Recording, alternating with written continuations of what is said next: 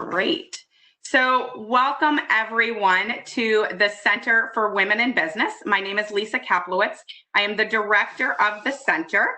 Our mission is through education, opportunities, and thought leadership, we will remove barriers, build community, and empower women with confidence and skills necessary to succeed in business leaders. We are excited for today's latest Lunch and Learn, Staying Resilient Every Day, and it really couldn't come at a better time. While we've seen some positive signs this week, first of all, today, Juneteenth, the day that marks the end of slavery in the United States, is being celebrated and honored more widely than ever before. There were also two incredible Supreme Court decisions that came down this week in support of LGBTQ rights and the DACA community. That said, we are still dealing with a global pandemic, on top of what is hopefully and finally the start of real change of systematic racial injustice. Everyone's at home, and that creates more work and stress for all of us. Many of us are barely hanging on, and now our kids are out of school. Yikes. We know we need to stay more resilient, but sometimes it really is just too much. So today we're going to talk with 4 members of the Rutgers community as they share their personal stories and how they have leveraged these experiences to help them grow stronger. We've all endured hardships and challenges, and how we persevere is really how we build resilience. So we're going to spend about 10 minutes with each of our panelists, and hopefully we'll have time at the end for additional Q&A. I just lost my computer. I thought I hit end. That would have been really bad. So I want to introduce our panelists.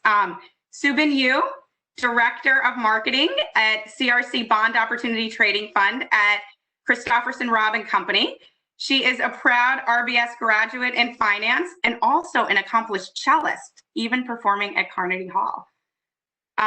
We have Diana Hausling, Director of E-commerce and Shopper Marketing at Campbell's, involved in various company affinity groups and also a proud RBS graduate in marketing.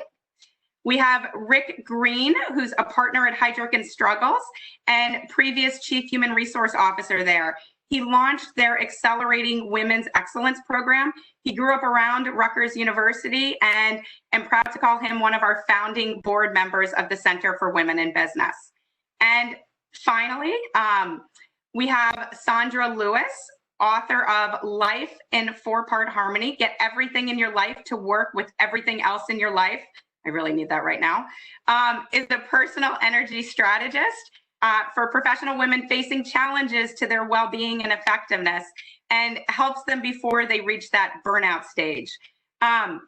Also a proud Rutgers graduate, earning her doctorate in psychology.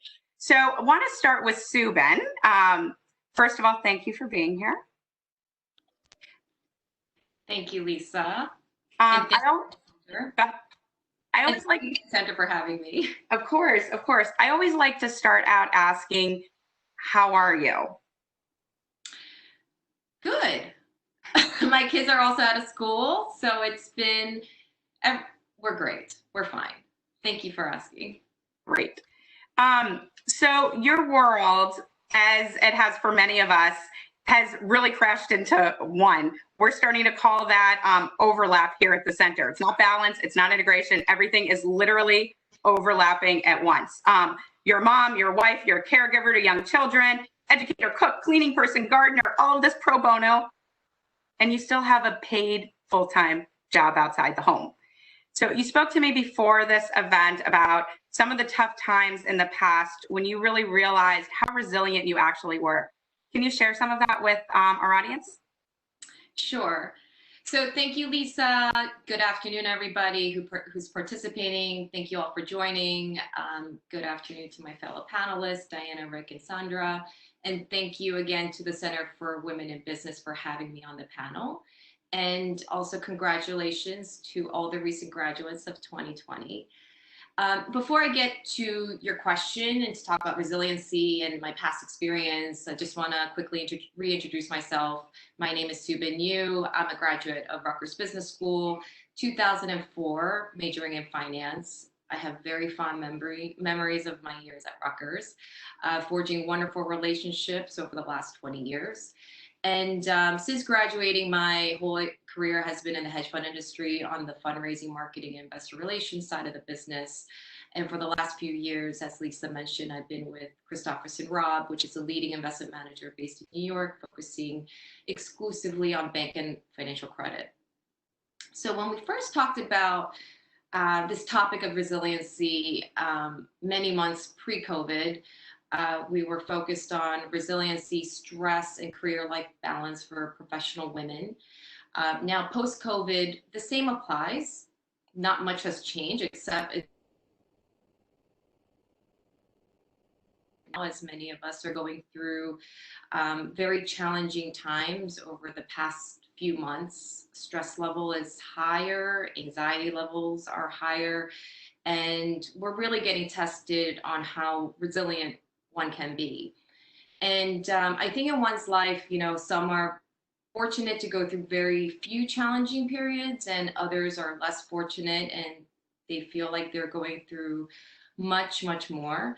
It could be from loss of loved ones, loss of jobs, loss of losing relationships, having illnesses, serious illnesses to your loved ones or yourself, failure to succeed at something you worked extremely hard for.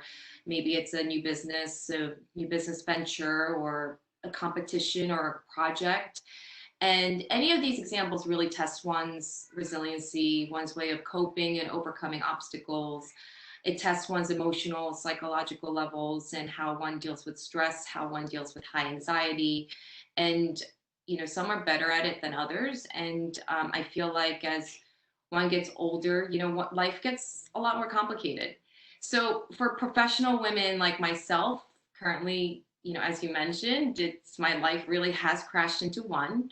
I'm a mom of 2 young girls, a caretaker to them, an educator to them, a cook, a cleaner, a gardener, all pro bono work, but also maintaining my career, maintaining my full-time job.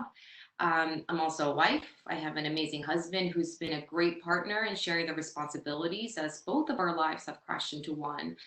But through this period, every day is hard. Some days harder than others. Some days are easier than others. And, fortunately for us, our family is healthy. We do have aging parents, and they've also been very well. And what I want to share with the audience is a very specific time in my life when I realized just how resilient I was. It was over 5 years ago. I was a new mom, first baby, which is amazing, but also really hard because you have no idea what you're doing. Back at work from maternity leave. And shortly after I returned to work, my employer that I've been with for over a decade, this was actually my first job since graduating from Rutgers, my employer and I decided to part ways. It was the right decision, but it was also a very uncertain decision, and it happened very fast. And because I was there for so long and it was a very small firm, I had very mixed emotional feelings about it. Like, it was a terrible breakup. And shortly after that, things also got complicated with my husband's job, and he ended up parting ways from his firm. So new parents, stress and anxiety levels are already high from being new parents. And, you have different views on parenting, responsibilities, and approaches to things. Expenses are very high. We moved into a larger apartment in New York, hired a full-time nanny. Having babies, kids are expensive. And both parents, myself and my husband, we were unemployed. And this was, for the first time for me, it was my first time getting a break. But it was also a first for me for a number of things. It was first time mom, first time unemployment, first time looking for a job as a professional, which means putting a resume together as a professional versus being a student. First time talking to recruiters. First time navigating how to find jobs and how to really leverage my network. And as time went on, you realize it's competitive out there. But obviously there was a lot of uncertainty, and your confidence levels go up and down at various times. And I didn't realize just how stressed I was, how broken I was until after I overcame it.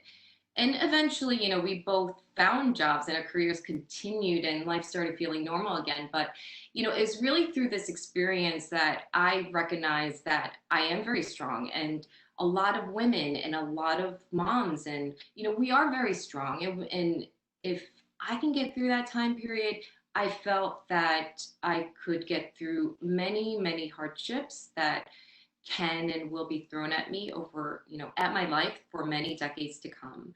And I think that is resiliency. And, you know, I persevered, you will persevere. And I think it's important to share these kind of stories, especially with friends or families who are currently going through challenging periods, or, to a large audience as well. Right now, I have very few close family members who are going through their own challenges, and it's really hard. But I know at the end, they're going to come out much stronger, and I can be very empathetic and I can be very compassionate. And so I think that is resiliency, and this is my story of resiliency. Thank you. And thank you for sharing. I think a lot of us go through that. And unfortunately, there's no manual for how to be a parent. And it's literally like you're thrown in. And we talk a lot about imposter syndrome at work, the idea that you don't know how you got here and people are going to find out that you really don't have any clue what you're doing. I think the same thing happens as a parent. And I keep joking, the real test, I want my kids to be happy, productive members of society. And the test is going to be if they're not living on my couch after they graduate. That being said, I don't think that's a good barometer right now, because a lot of kids are going to be living on the couch because they don't want to be in a city or whatnot. So that's out the window. But generally, so I wasn't going to ask you this, but I just thought of it. What is one thing you've learned that actually you're going to take with you out of quarantine about your kids, about parenting? Because again, we don't have, what's one like happy surprise that you're like, oh, this actually works and I might keep it? I think, to be honest, I tell this to my parents, like, what professional career woman with young kids, who has this time ever, who has this chance to be home with them? Right. Didn't work. No one. Most women never get this chance. So I am really enjoying spending time with them. They are wonderful. They can annoy me a lot. They're obsessed with me as usual. But it's hard, but it's extremely rewarding. And I feel very fortunate to be, versus to be spending this time with them versus, leaving the house early, having this commute, coming home late, sometimes never, not seeing them for maybe like 30 minutes a day or an hour a day, able to have breakfast with them, lunch with them, dinner with them. So, Awesome. It's good. So one thing I wanted to ask you, there's been a lot of, it's racism, frankly, against Blacks, against Asians, against a lot of different groups of folks here in this country. And I wanted to ask you if you've experienced any negative behavior during this pandemic because you're Asian, and if you have, what have you done about it? Well, what's going on in this world? Obviously, it's for a lot of different reasons. It's very sad, but it's also sparking tons of discussions, and it's just making people a lot more aware. And speaking from someone who is Asians are a targeted group because what is deemed the Chinese virus. For me personally, I haven't received any negative behavior, but it doesn't mean I can't. And I think a couple reasons. I don't really leave my house, number one. And second is, I live outside of New York City. So I have definitely, friends who are in New York. They've had experiences. They've had negative racial attacks through my social media feeds. Even yesterday, I see things come through. So it's a very unfortunate situation. Well, I'm happy you're not personally experiencing it, and I think yes, it is a sad time in our country for some of this stuff. Thank you for sharing your story. I'm sure we'll come back as well. I want to next turn it over to Diana Houselink. thank you for being here. Thank you for having me. Again, want to ask, first of all, how are you? And then, like Subin did, quick background on who you are. But how are you, first of all? Honestly, I'm exhausted. To be a Black woman in America on what was a typical day required some thinking each day on how you maneuver through the world, let alone maneuver through corporate America. Layer on a pandemic, homeschooling, and then becoming like a hairdresser, a cook, and all these other skill sets that I didn't have before. It's exhausting. And then having the harsh reality of the experience and the systemic racism that Black Americans feel every day being brought to the forefront is kind of like a hallelujah moment. But at the same time, it puts an undue burden on a lot of my fellow Black human beings. We have been dealing with and raised to understand how America runs and functions. And for a lot of our friends, they're just coming to that realization. And it's painful. It's painful all the way around, but more so, it's painful for us as a community to have to face the reality of what the promise of America is for everyone else but the Black community. I have to ask, does it feel different to you, or this time? Like, do you feel that maybe there is going to actually be change, or optimistic but doubtful? Like, how do you feel this? I'm white, right? And so I see it from my perspective, but how are you seeing this? A mother of a Black son and being Black all my life, it's a matter of life and death. So I don't have the luxury of being optimistic. I have to be steadfast and face the reality of what I see in front of me. So until I see legislation, until I see actual concrete actions, enjoying days like a happy Juneteenth Day, excited that we're all enjoying it, but till I see actual concrete maneuvers that are going to substantially change my experience in America, but also experiences of individuals who look like me but don't have my same privileges, I think I will hold fast until I see that. Because for me, my son's life depends on it, and the lives of other children that look just like me also depend on that. I think that's very astute. We've had lots of conversations with my sons because they're 12 and 14, and I make them go outside and exercise every day. And I said, I wouldn't be able to do that, I don't think, if their skin were a different color. And that's a tough realization all around. So thank you for sharing that. We had talked a little bit beforehand. Actually, before we even get there, tell us a little bit about your background. Yeah, I got so excited about our conversation. I know, we got right deep into it. So Diana Hausling, I'm a very proud Rutgers alumni. I also went to School of Business. I also went to elementary school with Sue Bin. So I've known her and her family for years. Love it. Really exciting, full circle moment to be on this panel with her. I, leaving Rutgers, started in the CPG industry and have been in the CPG industry ever since. I've worked with Hershey, General Mills, and now I'm with Campbell Soup. What I do today is I really focus on e-commerce. So I'm building up our e-commerce business for the organization. I also work in consumer promotion and shopper marketing. So it's all about really understanding shopper behavior and helping our brands really resonate with shoppers throughout their path to purchase. So that's a little bit about me. I have a little boy, Luca, and a husband, Luke, and we're still in this house together for, month 4, and really excited for the potential of being able to get back out there in the world. That's great.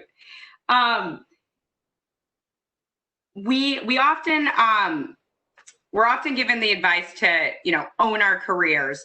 And there are challenges with that as well, because the burden shouldn't all be on us, but that is a part of it. What does that mean, and how do you think that ties back to resiliency? We talked a little bit about this before. Yeah, for me, and this really does tie back to, as a Black woman, resilience is something that we're taught from a very young age. And navigating corporate environments is something we're also taught. So that own your own career is something that understanding the way the system works, if you're going to be successful, then you have to be able to own it, lead it, and drive it, because no one is going to actually do that for you. So I've had that mindset coming into my career, which has allowed me to really, I think, drive a lot of the success, but also lean on those folks around me, allyship, which has enabled me to also find people to help me propel my career forward. So for me, what owning your career really looks like, and how I like to talk to a lot of the folks that I mentor, is there are 4 areas that I focus on. So it's first about, you have to know yourself. You have to know what your strengths are and really lean into them. We spend a lot of time focusing on the things we're not good at, but you have to really nurture your strengths and bring them forward as much as possible. Understand your gaps so you can close them, but also maneuver around them.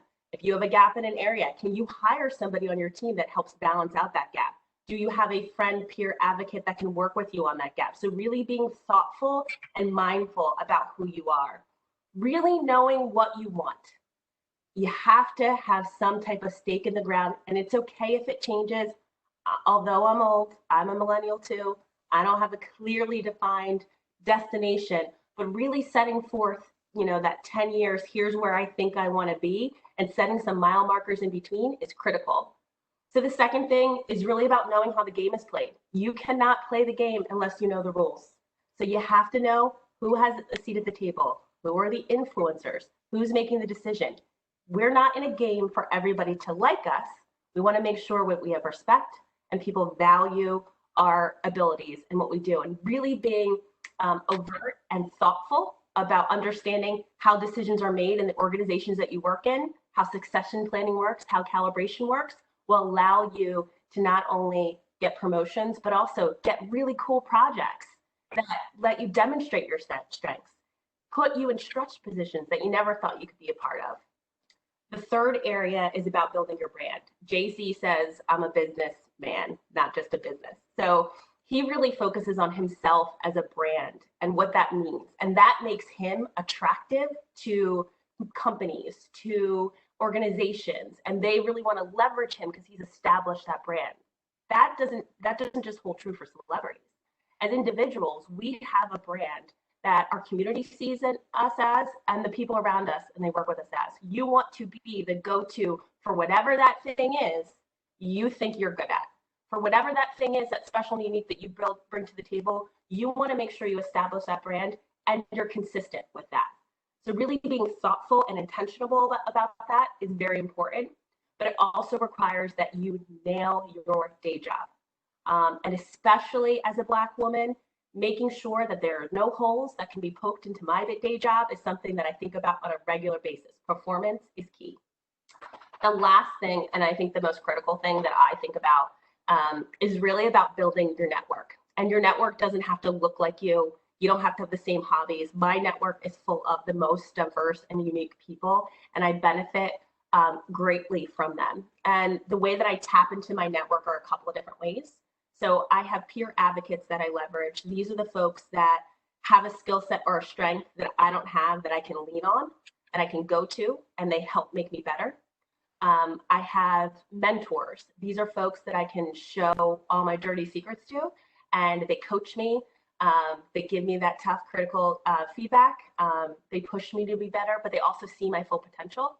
And then what is very important to understand the difference between is sponsors.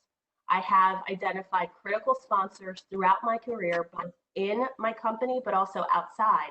These are folks that understand what I am good at, and they are advocating for me in rooms that I don't have access to. They're the ones putting my name in for projects. They're the ones that are pushing for me to get a position. They're the ones, if somebody says something that's off about me, that step up with a counter argument. Sponsorship is critical not only to your professional life, but for you to get ahead overall. So for me, owning your career is really about taking control of the things you can control, so that you feel like life isn't happening to you, but you're actually being able to drive some of that. Diana, there's so much that you said in there. If you noticed, I was grabbing my pen to take some notes, and great transition to Rick, who is an ally, sponsor, advocate as well. So we're going to get to him in a second. But a couple things you said that I just want to highlight again because they're so critical and important and salient. One is know who the influencers and decision makers are. I think that is key. That's owning your career, but also knowing who else can influence your career because it's not going to be done all by you. So that was really key. The other thing, women like to be likable, right? And we don't have to be likable. We have to be good. So I think it doesn't matter if people like you. We should be treating everyone the same way we want to be treated, but we got to get that out of our heads because we have to lead. Personal branding, I thought, is also critical, and we're going to end up talking more about that at other events, hopefully at some point in person. And your network, not everybody looks like you. I'm a firm believer that you need your peeps that do look like you so you know that it's possible, but you also need people that don't look like you because they have different perspectives and know how to navigate things a little bit differently. So thank you for all of that. Great. Can you point to one particular event or situation that has made you resilient and why?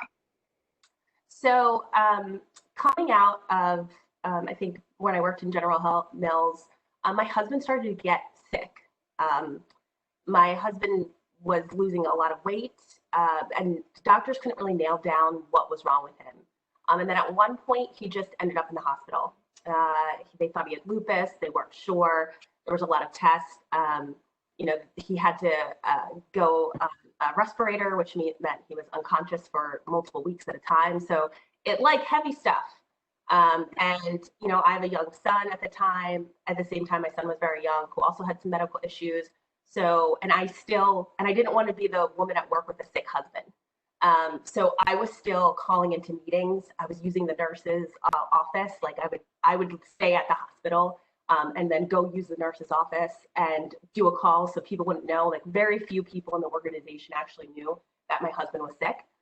I slept at the hospital and then would stay there for first rounds and then leave, run home, take a shower, kiss my son goodnight, spend a little bit of time with him, but he primarily stayed with my parents. And as I think about all of the preparation, so when I talk about owning your career, to me, that is preparation so that when you are in instances like that, I had my people who had my back, people sent me food, people at work, supported me and surrounded me and worked around me, even my customers. So I was working on big projects. They didn't all know, but one or two of them that I had a good relationship, they worked around it.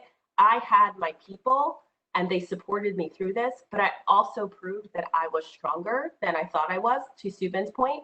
But what I actually realized in that point that was critical to me was that stress wasn't going to be something that ebbed and flowed in my life. Stress from this point on was going to be my new normal.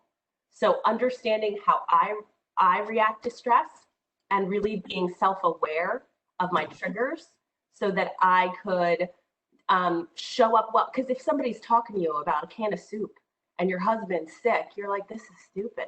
You don't even know what a problem is. You're stressing about this can of soup. My husband's on a respirator. So it really helped me be able to understand where people are coming from, respond to my stressors in the right way. But also, I now am able to help other people. Because when my team's stressing out about something, I'm like, guys, it's literally just soup. Relax. It's going to be okay. We're gonna think about it. We're gonna come up with a solution, and then we're gonna move on. And I think it gave me perspective on how to deal with stress. It gave me perspective on what's life or death and what's not, and it also allowed me to give myself grace. The second year my husband was sick, I gave myself the flexibility and the freedom. I don't send out Christmas cards anymore. I used to send them out. It was very important to me to get them done right after Thanksgiving. That second year, I decided that it wasn't worth the energy that I was putting into it. I wasn't getting enough from it.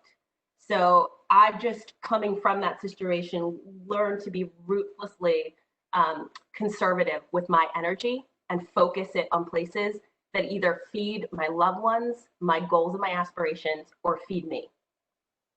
Thank you. Thank you for sharing that. I'm sorry you had to experience all of that, but appreciate you sharing it with the audience. And I think it does put everything into perspective. I say that all the time. I don't do anything that saves lives. So At the end of the day, it's not really the end of the world. So thank you, Diana. I think so much to pivot to Rick Green. Hi, Rick. Thank you for being with us. Hi, Lisa. Thank you. Thanks, on behalf of everybody who's dialed in today in the community, just thank you for everything you do. You've created this whole opportunity for all of us. So thanks to you. Thanks. A lot of what Diana said, I think, is going to pivot incredibly well to some of the things that you can lead to. But before I even get in there, how are you? And then give us a little bit of background of what you do. Sure. Happy to. So how am I? I'm kind of mixed, to be honest. It's as somebody who's always taken a keen interest in all communities, and tried to be a sponsor in every way I could. It's been devastating in a lot of ways to what's happened in recent weeks. And I listened intently to what Subin said, and I listened intently to what Diana said about having a sense of optimism. And I guess I would describe myself as having optimism, but guarded, because we've been down this path before. So I'm reasonably optimistic, but not fully there yet.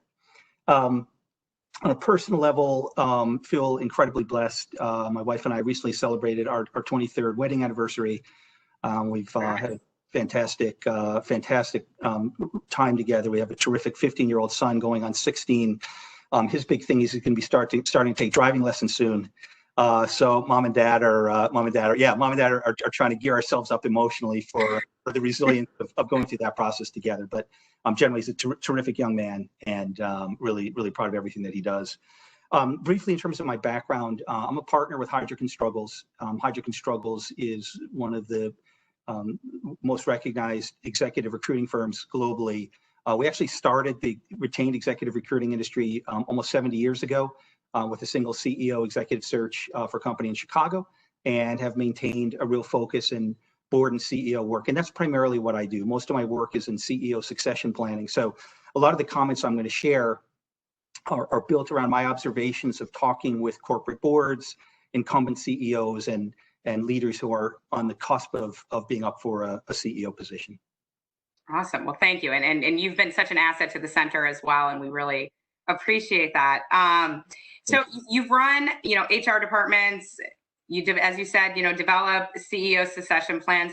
Have you noticed any commonalities around leaders that have actually made them more resilient in the process? Yeah, there's four things, and I listened so intently to what Diana was saying. I was kind of mesmerized by it because, Diana, I'm going to put you, Campbell Soup's not a client of mine, but I'm going to put you right in the succession plan, because so many of the things that you talked about tie into some of the thoughts that I had coming into our panel today. So let me talk about those a little bit. The first one, there's four. So let me tell you what the four are, and then I'll talk to each briefly. So one of them is the leaders at that level are terrific at managing their energy. They're really good at managing their energy, right? Diana talked a little bit about personal and professional, but they're great at managing energy. Second, they lead with purpose. Purpose is not, I'm going to deliver my big strategy project, or I'm going to add a certain amount to net asset value for the company. It's bigger than that. It's my why. It's about something that goes beyond just the immediate role that you have and tasks that you have. But we're going to talk about that. Number three, they accept failure. And it is so closely tied to resilience. We'll talk about that. And number four, they create allies. Again, Diana, I noticed you talked about allyship, and it's a huge part of being a great long-term leader. So let's just briefly go through this, right? So managing their energy, I would say energy and resilience, Lisa, are not synonymous, but they're closely tied, right? I would challenge anyone to find somebody who's very high on resilience and very low on energy. It's hard to do that. So maintaining our energy, finding our core, having a lot of self-awareness, which Diana talked about, I think Subin talked about as well, and I know Sandra's going to talk about in just a moment, is so critical to that self-awareness and knowing what energizes you, who energizes you. And I would actually argue from the work I do, the best leaders and the ones who maintain the most energy are the ones who focus on what they do really well. Diana, you had a great point. Find complementary talent. Find complementary talent and find people who allow you, kind of prop you up and allow you to be at your best every day. That's first thing. Second, on leading with purpose. Purpose is something that can never be underestimated in terms of the impact that it has on people. So if I go to my team and I say, we're going to write this deliverable, it's going to take us a lot of long nights over the next 3 days, that's a really different conversation. So if I say we're working with a company that is a global influencer literally around the world, and they have decided that they're going to pick a woman and maybe a woman of color to be their next CEO. Let's talk about how we're going to work together to make that happen. That's a very different conversation when we tie into the broader purpose of what we're trying to do. So I think leading with purpose becomes critical. And I've seen a number of CEOs. One of the best ones I ever worked with, now retired, is Eileen Gordon, who's the former chair and CEO at a company called Ingredient in Chicago. If you want to see a great case study on a female CEO turning around a company, Eileen falls in that category. So she led with purpose from her first day in the role and delivered fantastic results. Accepting failure, let's talk about that. When we talk about resilience, what we're really saying, resilience is the ability to get past adversity, the ability to fight through adversity on all levels. So accepting failure becomes a really important part of that.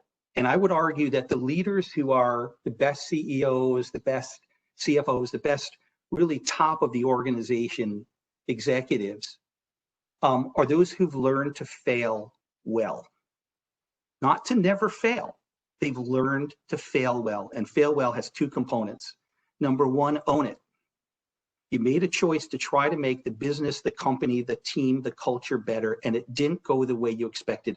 Just own it, because there's a simple rule to go by. Everyone knows the score. So everyone knows the score. There's nowhere to hide. So just own it. You made a bad hire, just own it. But there's a really important related point. Don't let it go on indefinitely.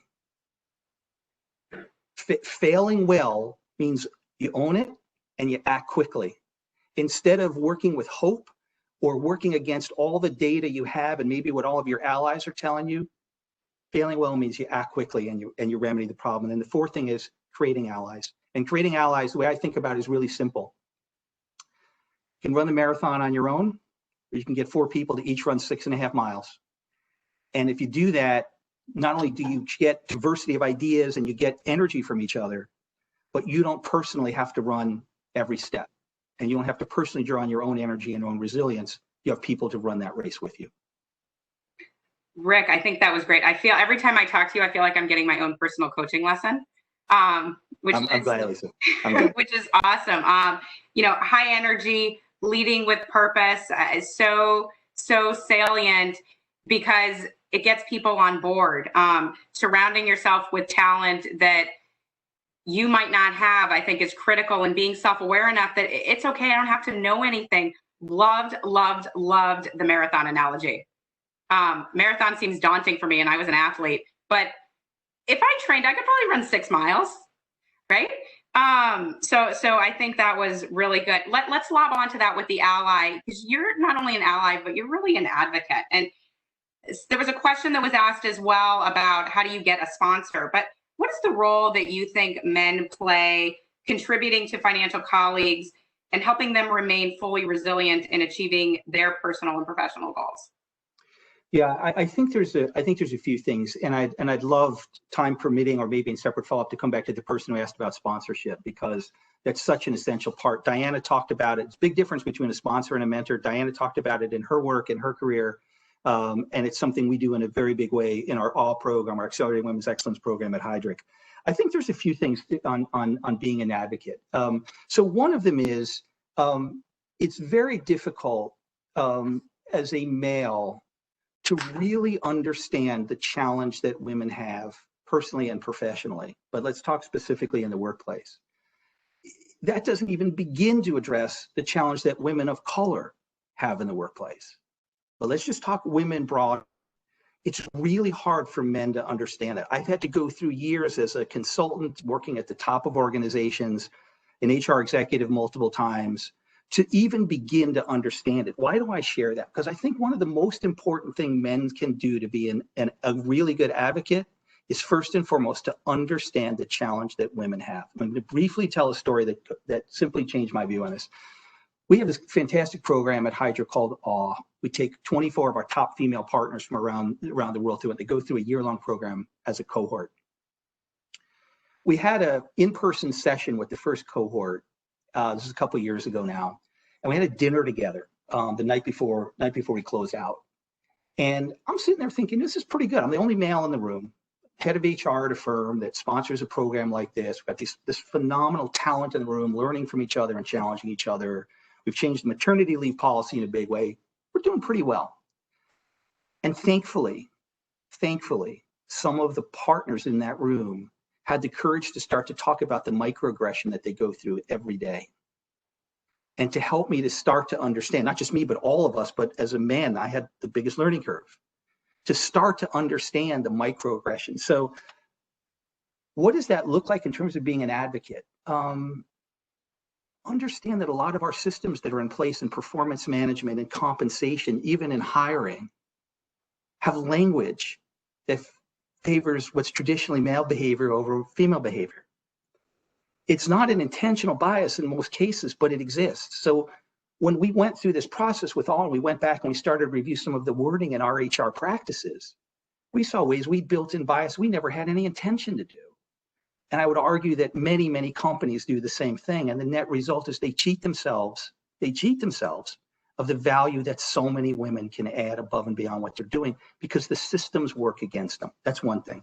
Second, we have this paradox. There are more and more women in senior roles, CFOs, chief HR officers. Many of my peers when I was running HR were female or were women. CIOs, chief marketing officers, very often women. But we hover around 30 or 35 out of the Fortune 500 female women CEOs. Why? Because women aren't given access to the core business. They're working in functions and they can move up the silo in the function. That's good. But if they're going to become the CEO and the chair, if that's what their talent and their heart tells them they can do and that's what they aspire to, our systems work against them.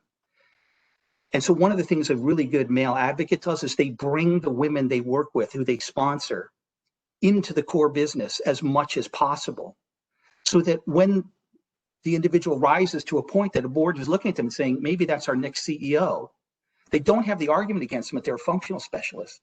They're somebody who knows the business. And then the final thing I say, listen, just really briefly, because I'm mindful of time. It's so important, I think, for men to remind women of how great they are and their talents and their potential, and to just be encouraging. The social conditioning that happens to women, and I don't have to tell the women this, but I have had to learn this as a man, the social conditioning that women go through that tells them they shouldn't be at the top, they shouldn't do things. Final thought for me, I'll tell this story that just sums up this whole point on being encouraging. A year or two ago, I saw a study that was done by two female researchers at Carnegie Mellon University, where they took a group of boys and girls ages like 8 to 10 or 8 to 12, and they tested them on STEM issues. They tested them on STEM issues. And their conclusion and headline was the girls have the same potential as the boys. I'm sitting in my office and I pushed my chair back and I thought to myself, my God, it's 2018 or 2019, and two women at a really good university have to take their time and use their limited research budget to tell the world that 8-year-old girls are every bit as smart as 8-year-old boys. Wow. So I think the message for male advocates is to understand the social conditioning that women have gone through from the earliest ages and remind them how great they are, because there's so many messages that come in that tell them otherwise. I'm going to stop there. Rick, I love all of that, and it's such a great transition. And I personally do work with girls, and we found that in the middle school is when they start realizing that it's not as cool to be in math for some reason. I don't understand. I always like math, but that's where you start seeing this drop off in some of the STEM related things. So I think a lot of that work is really, really important. Thank you, and thank you for being an advocate and an ally. With that, I want to turn it over now to Sandra. We might go a few minutes over because I know Sandra has a lot of really rich, important stuff as well. And this has been such an amazing conversation. So first of all, welcome, Sandra. Thank you for being here. You're on mute. Thank you, Lisa. It's great to be here. Great to be here, and great to see synergy between all of our pieces, right? Like, yeah, very much, very nice to see that. Love it. Love how it all kind of comes together. My first question is, how are you? Yeah, it's been a challenging time, right? Dealing with a pandemic, trying to keep yourself healthy, and then another pandemic, right? So the health pandemic and the racism pandemic. So it's challenging. And I think also it's interesting for me. This is the first time there's been a police brutality kind of state violence against Blacks, where some people have actually been reaching out to me and asking me if I'm okay. And even some have also asked, like, well, can you come and would you be willing to lead a conversation with our group? And some days I'm just, some of it was around, well, you're an entrepreneur. Can you talk about what it's like for Black women entrepreneurs? And my response in my head was, I wake up Black. I've been waking up Black all of my life. For generations, I got my grandmothers and my great grandmothers and my father's stories in my head. I never lived any other way. So I can't tell you what it's like for one piece of my life. I'd have to tell you what it's like for my whole life and how I live every day.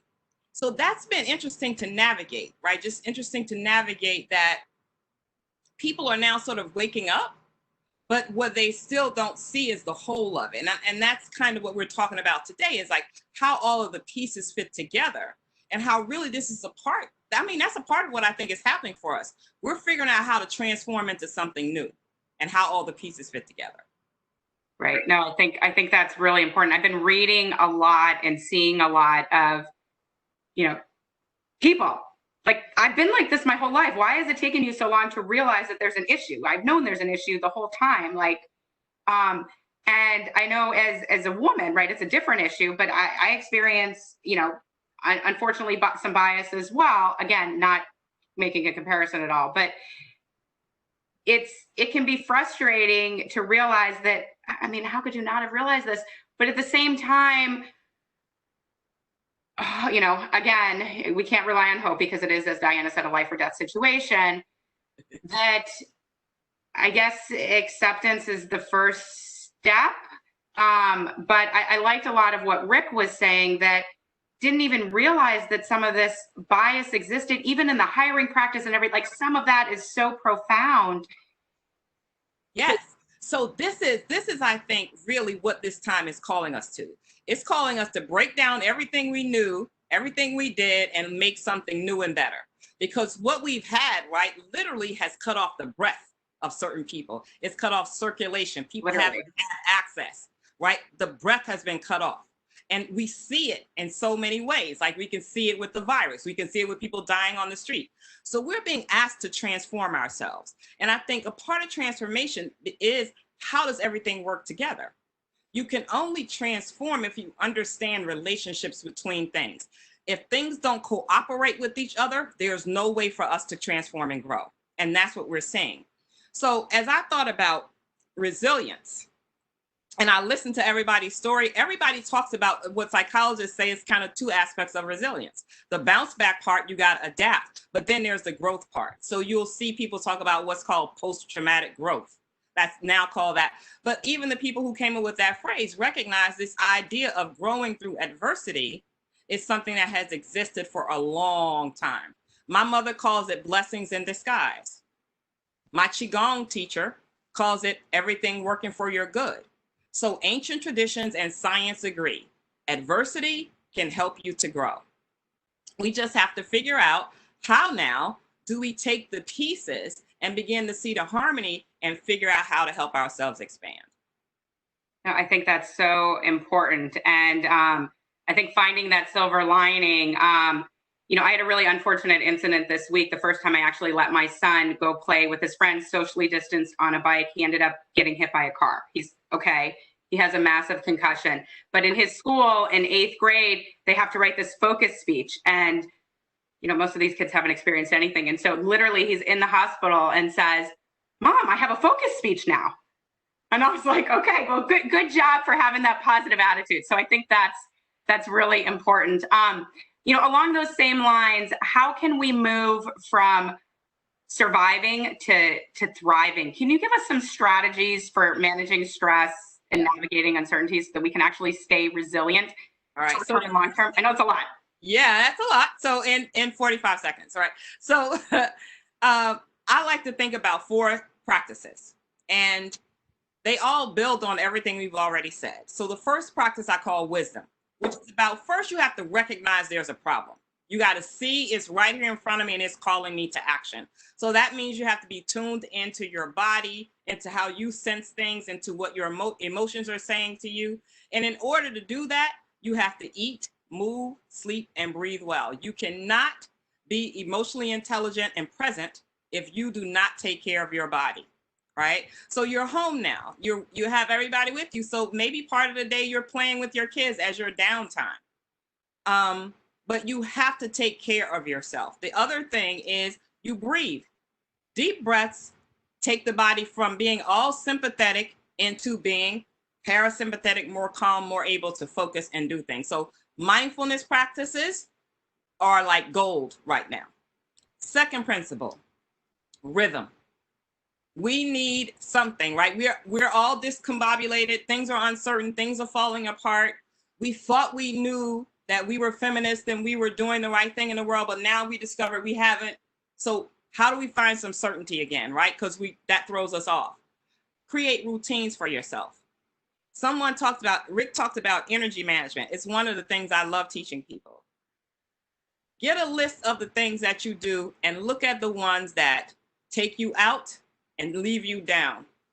And when you look at that list and you say, oh yeah, talking to this person, oh no. Then you decide, will I delete it? I'm just never doing that again. Will I delegate it to someone else? Or will I do it differently? Part of what we're being called to see now is like the folks who tell me now I'm so worried because I didn't realize how bad things were. And that makes me feel sad. Okay. All right. So how do you flip that around? How do you now see what you're recognizing differently? Not as a thing that takes you down, but something that calls you to action. So look at the situation with different eyes. You have to change the way you think about things. That brings me to flexibility, which is about optimism. That's the third principle. So we got wisdom, rhythm, flexibility. You have to be able to look at the other side. Optimism is a skill. Martin Seligman's work, so many people's work teach us optimism is a skill. We can all learn to see that glass is half full, right? We can learn it. We can learn to do that. And when we do, we're better at managing stress. We're better at taking on issues. We're less likely to get depressed when something comes at us. So being optimistic. Right now, we're asked to be optimistic about a lot of things, about the way forward. So seeing the possibility, when I look at what my grandparents were able to surmount, what people around me have been able to get through, then I can say, okay, I can take some steps to create a better world. So optimism is really important. What else did I think about? Flexibility. Use your emotions as a resource. When you recognize that you're feeling depressed or sad or anxious or happy, what is taking you there, right? What is that emotion helping you to realize? See, that's your emotions are a source of energy. They will help you to solve problems. So when you're flexible enough to recognize that they can shift, and you can use them to help you solve problems. That takes me to the last principle, which is connection. Everybody's talked about family being there for them, like Diana, her husband's in the hospital. Well, now the grandparents have become the part-time parents, right? So having connection right now is more important than ever. There's an African symbol with 2 crocodiles where they share the same stomach, yet they fight over food. However, if one is eating, the other one is full. Coronavirus has taught us that we're interdependent, but so has racism, right? So when we see people dying, we recognize, wait a minute, if we really want to be well, we have to make sure everyone is well. We have to create that kind of world. So connection is important.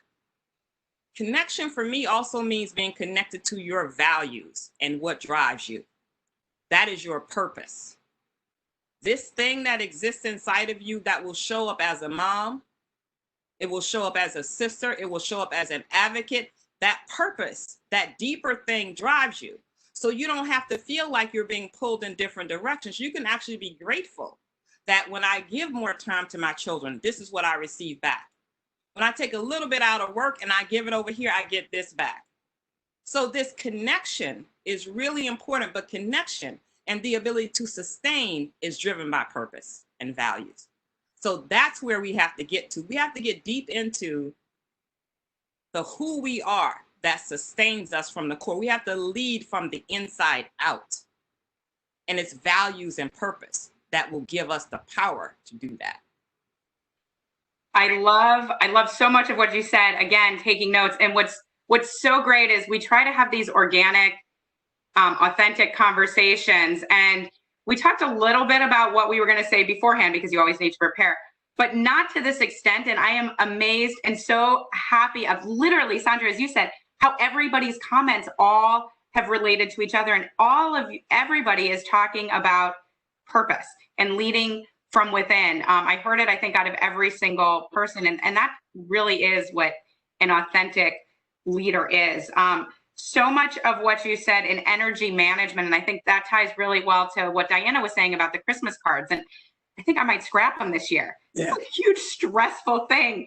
Finding that picture, it's horrible. Making sure the addresses are right. Awful. I think another thing that's really important that I think a lot of us, especially women, are not doing a good job of right now is taking care of ourselves. Studies have shown, we're doing some research here at the center as well. Women do more of the unpaid labor at home. There are some silver linings that men are doing more as well, but women still are doing more than men relatively. And it leaves less and less time for us. And we need to do a much better job of creating those boundaries. Again, right, Sandra? Yeah. Do you have any real quickly, I was going to ask you this before, but how do we even do that? How do we even establish those boundaries for ourselves? So self-care has to be a lifestyle. It's not an add-on. It's a way you live. So when you look at what needs your attention in the next day, you have to look for where the spaces that I'm going to put in my deep breathing. Where am I going to put in the time when I stop and talk with my kids? Where am I going to put in the time that I eat something, or I move, or I just take a deep breath? Self-care has to be the way you live. It cannot be an add-on. So you know when your energy is dropping because you're so tuned into the fact that this is how I have to be. This is how I have to live. No, I think that's really helpful as well. I want to end on one final question for all of you, and I'll go first because I didn't prep you as well. And I think it ties in with what everyone was saying about gratitude. And Subin, I kind of asked you this already, but I want to know one thing everybody is grateful for during this time. So I'll start to give you a minute to actually think, but I'm grateful. My children, as I said, are 12 and 14, and we've been having a rotating dinner schedule. So I now cook once every 4 days, and they are actually going to cook. They said, let's continue this dinner rotation after we're done with quarantine. So I thought that was a phenomenal outcome, that they will be good partners when they get out of my house at some point as well. Who wants to go next? I can go. I think for me, I am an on-the-go busy person, and being productive to me means action and movement and getting something done.